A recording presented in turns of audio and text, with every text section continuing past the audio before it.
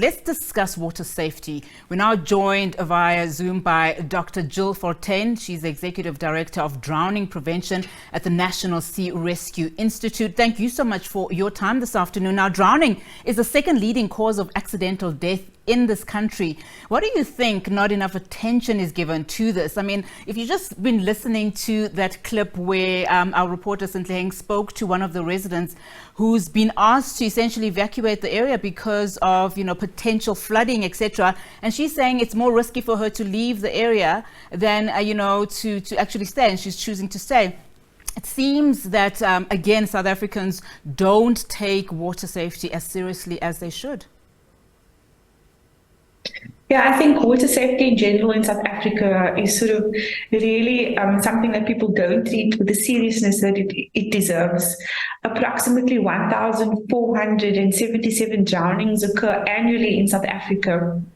And, that's almost approximately 3 drownings per day. So I think what is very important is for people to actually sit up and listen. These evacuation messages, water safety messages are there for a reason, and it's in the best interest of individuals to listen to these messages. With regards to water safety, it's a real public health issue because drowning is listed as a public health problem. It's not listed as a sanitation problem or a transport problem. It's a public health problem. And so it's very important that people are educated about the dangers around water, and then also make sure that they are trained and skilled in water safety. Now, just looking back at the situation again in Bloemhof, the lady obviously lives in a duplex because she said she's moved a lot of her stuff onto the upstairs floor. What happens in an event where your house is flooded and you find yourself stuck? What are some of the tips that you can give residents, particularly as we are now experiencing, this inclement weather and the heavy rains?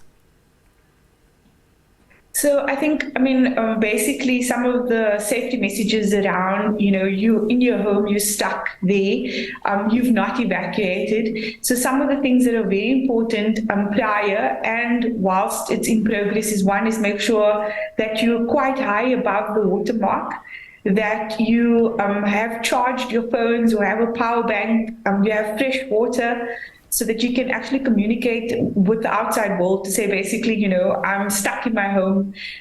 Switch off the mains so that, the power, you don't go into electrocution. So you want to be switching off all the mains where the water can get into these plug sockets.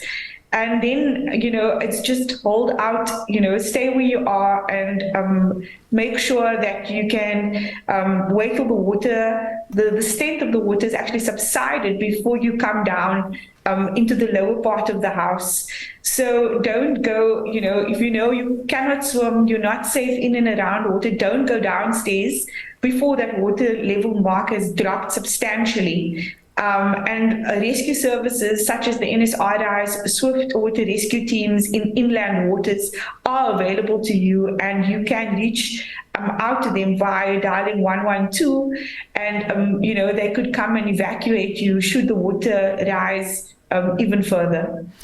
Dr. Fortuin, let's now look at, swimming pools as well as beaches, just some of the water safety measures, that should be taken around those. I mean, we've been hearing so many times, particularly now as we head to the festive season, of child drownings, as well as people who obviously go way too far, further than they should, when they are indulging in the beach.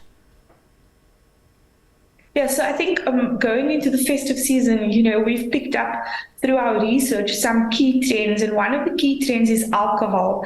The use of alcohol while swimming or while supervising children that are swimming is one of the major contributing factors to drowning in South Africa. So just like you would not drink and drive, we're encouraging people, we're promoting, do not drink alcohol and swim. Do not go around water with alcohol because it doesn't help. It's sort of like, it's a limiting factor.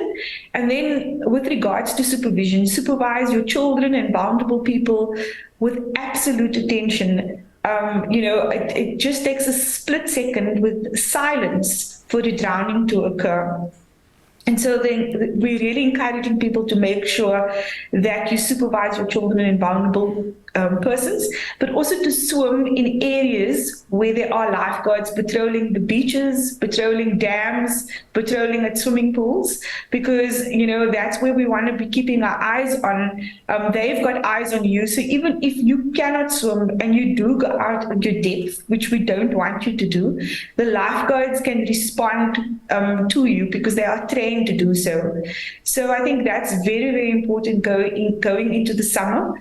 And then often people are swimming in unsafe bodies of water. So, it's hot, you want to swim in an area and you don't realize the current in a particular area or rocks underneath the water surface. So please be careful. Make sure that you test the area, that you look for signage. And signage often tells you whether or not an area is safe. So please look out for that. So those are the key safety tips going into the festive season. I'll just repeat it. It's please stay away from alcohol when at the beaches or swimming pools in your home or dams. Supervise people very closely, especially children and vulnerable individuals, as well as swim in areas that are patrolled by lifeguards in and around the country. Dr. Fortuin, thank you so much for your time this afternoon. Really do appreciate it. Dr. Jill Fortuin there, and she is the Executive Director of Drowning Prevention at the National Sea Rescue Institute.